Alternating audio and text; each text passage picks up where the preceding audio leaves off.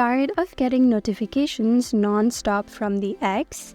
I'm Emily, and in this tutorial, I'll walk you through how to turn off notifications on X.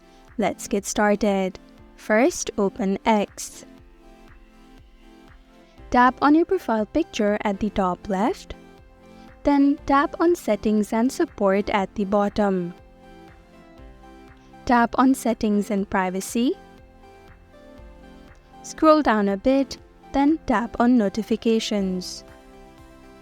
Tap on Preferences. Now tap on Push Notifications. Now at the top, toggle off the Push Notifications option. Now you won't get any notifications. And that is how to turn off notifications on X.